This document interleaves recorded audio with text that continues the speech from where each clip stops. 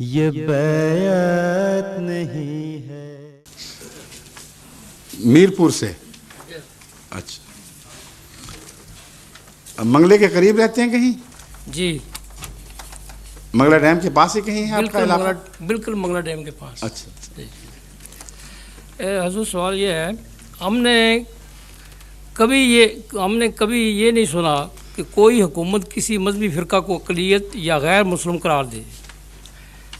میرا خیال ہے کہ پاکستان میں احمدی مسلمانوں کو اس لیے غیر مسلم قرار دیا گیا ہے کہ احمدی مسلم تعلیم یافتہ ہیں اور خدمت خلق کے ذریعے پاکستانی عوام کے لیے بہتر ثابت ہو سکتے ہیں.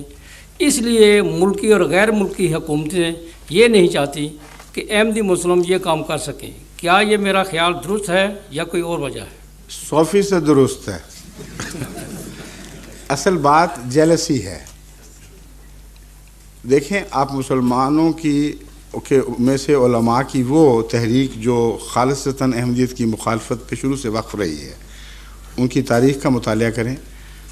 وہ ہر کوشش کے بعد, اپنی ناکامی کو محسوس کرنے کے بعد یہ سمجھ چکے کہ جو ہتھیار ہم نے احمدیت کو روکنے کے لیے استعمال کیے وہ کارگر نہیں ہوئے. احمدیت اس سے باہر نکل گئی اور ان کا ایٹیچیوڈ سٹف ہوتا چلا گیا, اور زیادہ سٹف ہوتا چلا گیا.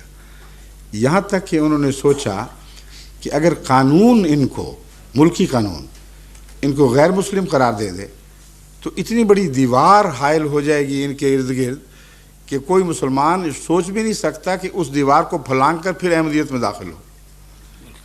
یہ بہت صحیح تجزیہ آپ نے فرمایا ہے.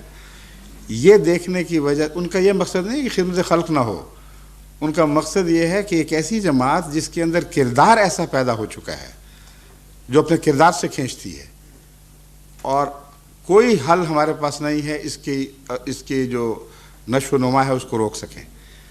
اس پر وہ دیواریں کھڑی کرتے رہے, پہلے چھوٹی پھر اور بڑی. پھر انہوں نے دیوار یہ بنائی کہ غیر مسلم قرار دے دو. وہ بھی فیصلہ ہو گیا. جب غیر مسلم قرار دینے کا فیصلہ ہوا تو یہ بھٹو صاحب کے دور میں 84 کی بات ہے, 74 کی بات ہے. 74 سے لے کر جو بعد کے 10 سال آئے ہیں, انہوں نے احمدیت کی رفتار کو تیز تر ہوتے ہوئے دیکھا ہے. یہاں تک کہ وہ جب 84 میں فیصلہ ہو رہا تھا حکومت کی طرف سے, یعنی کارروائیاں مکمل ہو رہی تھیں, تو اپریل کے آخری دنوں میں میں اسلام آباد تھا اور مجھے بھنک پڑ چکی تھی کہ کچھ ہونے والا ہے. تو میں وہاں پہنچا ہوا تھا معلوم کرنے کے لیے قریب سے کہ آخر یہ کیا کھچڑی پک رہی ہے.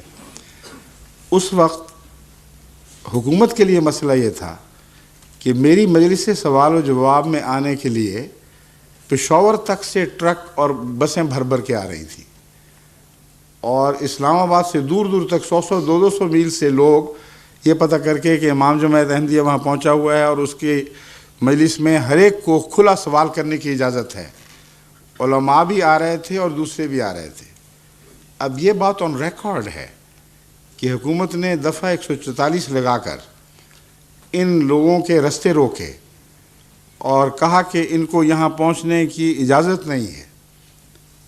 اگر ہم باطل تھے تو ان کو چاہیے تھا کہ علماء بیچ میں داخل کرتے اور وہ کھلے سوال کر کے اس مجلس میں جس میں میں پابند تھا سب کو جواب دینے کا, اس میں ہمیں جھوٹا ثابت کرتے.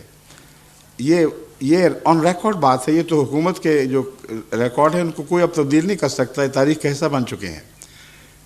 جو اٹک پہ پوسٹ تھی برج پہ, اس پر 3 بسیں پٹھانوں کی واپس کی گئیں جو قبائلی علاقے سے یا دوسری جگہوں سے اس مجلس میں شامل ہونے کے لیے آ رہے تھے.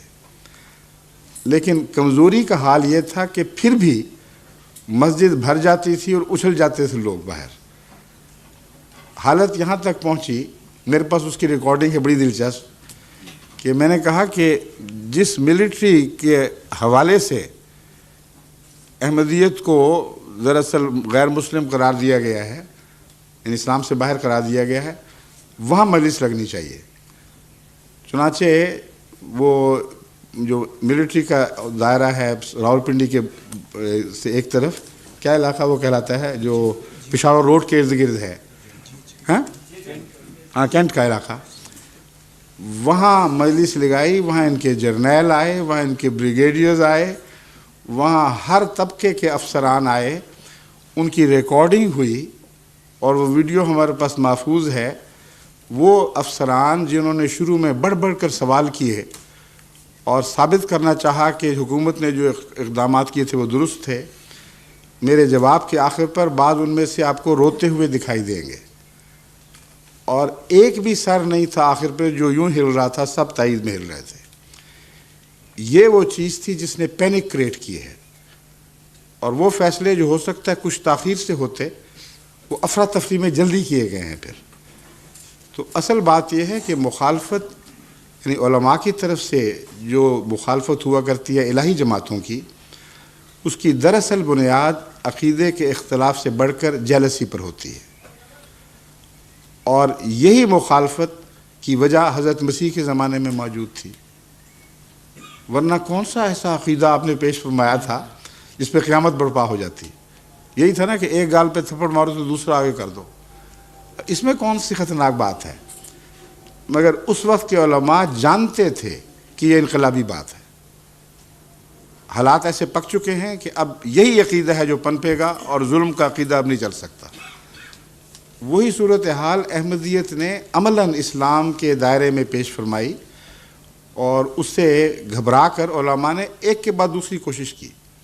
پھر زیاد صاحب تشریف لے آئے اور یہ واقعہ ہو گیا کہ ان کو اسلام مسلمان کہلانے کی اجازت نہیں، کلمہ پڑھنے کی اجازت نہیں، مسلمانوں کی طرح چلنے پھرنے کی اجازت نہیں ہے، مسجد کو مسجد کہنے کی اجازت نہیں، اذان دینے کی اجازت نہیں۔ یہ سب کچھ کیا نا۔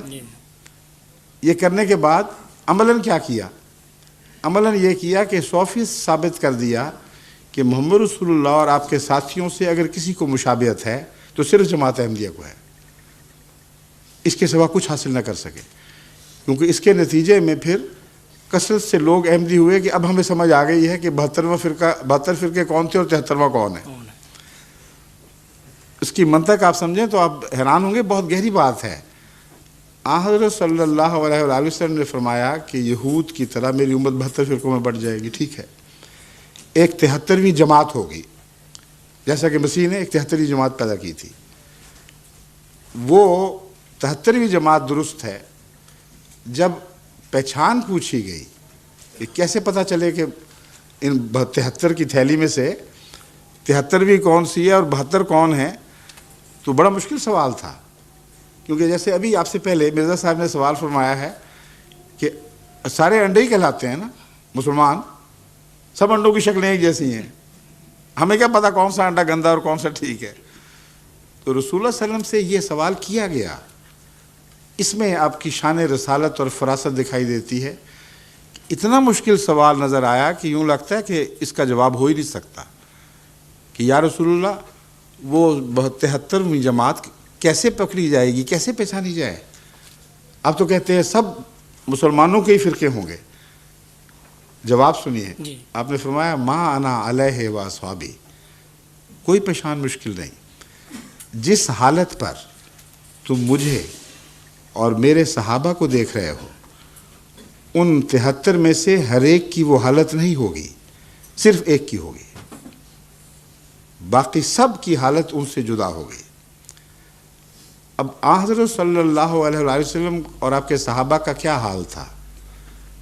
پہلا حال یہ تھا کہ کلمہ نہیں پڑھنے دیا جاتا تھا، اور مکے کی گلیاں ان کے اوپر بہنے والا خون گواہ ہے کہ صحابہ کو اس جرم میں بہت اذیت ناک سزائیں دی گئی کہ لا الہ الا اللہ کلمہ نہیں پڑھنا۔ دوسرا، مسلمان کہلانے کی اجازت نہیں تھی۔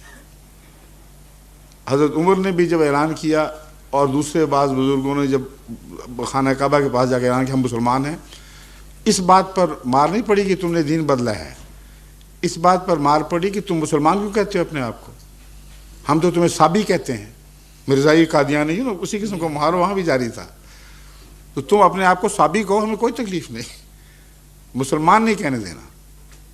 اور یہ ایک جھگڑا شروع ہو گیا۔ حضرت صلی اللہ علیہ وسلم نماز پڑھتے تھے تو نماز سے روکا جاتا تھا اور کہا تھا ہم یہ نماز برداشت نہیں کر سکتے۔ قرآن کریم فرماتا ہے ارایت الذی ینہا عبدا اذا صلی، تو نے اس بدبخت کا حال نہیں دیکھا جو خدا کا بندہ اس کی عبادت کے لیے کھڑا ہوتا ہے اور وہ روک رہا ہے؟ کسی کا کیا حق ہے اس کو عبادت سے روکے؟ یہ حالت رسول اللہ صلی اللہ علیہ وسلم اور آپ کے ساتھیوں کی تھی۔ حضرت ابو بکر کے صحن میں مسجد بنی اور دشمنوں نے دیوار توڑ کر اس مسجد کو منہدم کر دیا کہ تمہیں مسجد بنانے کا کوئی حق نہیں ہے۔ حج آپ کے عقائد میں داخل تھا، حج کی غرض و غایت تھی رسول اللہ صلی اللہ علیہ وسلم نے پوری فرمانی تھی، لیکن صلح حدیبیہ کے میدان میں کیا ہوا ہے؟ حج سے روک دیا گیا۔ یہ علامتیں ہیں نا۔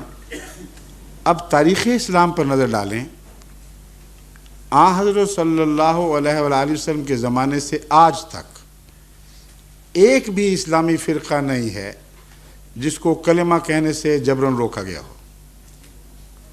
ایک بھی اسلامی فرقہ نہیں ہے جس کو نماز پڑھنے سے روکا گیا ہو۔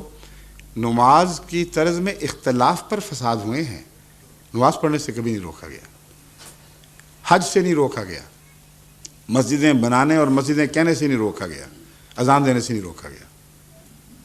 یہاں تک کہ شیعہ اذان میں تو علی صفی اللہ وغیرہ قسم کے الفاظ بھی ملتے ہیں، لیکن اس کے باوجود مسلمانوں نے برداشت کیا ہے، اذان کہنے سے نہیں روکا۔ یہ ساری باتیں 84 میں پوری طرح سزا بن کر احمدیوں کے اوپر نافذ ہوئی ہیں۔ بعض آ جاؤ کلمہ پڑھنے سے ورنہ مار پڑے گی، کلمہ پڑھو گے تو موت کی سزا ہے۔ ہم اسے رسول اللہ صلی اللہ علیہ وسلم کی حد تک سمجھتے ہیں کہ ایک احمدی یہ کہے محمد رسول اللہ۔ یہ تمام باتیں احمدیت کے حق میں یکجا ہوئیں یا نہیں ہوئیں؟ اگر ہوئیں تو وہ جو آخری کفن کیل ٹھونکنے والا تھا، یعنی کافن کہتے ہیں تابوت کو، وہ ضیاء صاحب نے اپنے ہاتھ سے ٹھوک دیا۔ اس کے اندر کیا تھا؟ 72 فرقے، سب متفق ہو گئے کہ احمدی الگ ہم الگ، ہم جو مرضی اختلاف کر لیں، ہمیں غیر مسلم نہ کہنا، ہماری نمازیں نہ روکنا، ہمارے کلمے نہ روکنا، ہماری طرز عبادت پر اعتراض نہ کرنا، ہم سب اب ایک ہو چکے ہیں۔ ایک ہی گن تھا جسے ہم نے نکال کے باہر پھینک دیا ہے۔ یہی فیصلہ ہوا ہے نا۔ اور رسول اللہ صلی اللہ علیہ وسلم کا کیا فیصلہ تھا؟ جب 72 ہوں گے اور ایک ہوگا تو سچا کون ہوگا؟ 72 کے ایک۔ اور ان کا فیصلہ کیا ہے؟ 72۔ تو وہ فیصلہ کیا اسلام کے نام پر، جو رسول اللہ صلی اللہ علیہ وسلم کے نام پر کے خلاف پہلی منظم بغاوت ہے عالم اسلام کی۔ کبھی اس سے پہلے عالم اسلام حضرت اقدس محمد رسول اللہ کے کسی فیصلے کے خلاف بغاوت میں ملوث نہیں ہوا۔ اتفاق ایک فرقے کے بعض عقیدوں کو باغیانہ عقیدہ سمجھا گیا، مگر اتفاق، اجماع، یہاں وہ اجماع آپ کو دکھائی دیتا ہے جس کا کوئی توڑ، کوئی حل اور نہیں ہے۔ تمام فرقوں نے فیصلہ کیا کہ جماعت احمدیہ دائرہ اسلام سے خارج ہے، اور صرف یہی دائرہ اسلام سے خارج ہے۔ باقی تمام فرقے جو چاہیں عقیدے رکھتے پھریں، وہ اسلام کے 72 کے تھیلے میں داخل ہیں۔ یہی تو بحث تھی کہ باہر کون ہوگا اور اندر کون ہوگا، ٹھیک ہے؟ مگر جیلسی کی وجہ سے آپ درست فرما رہے ہیں۔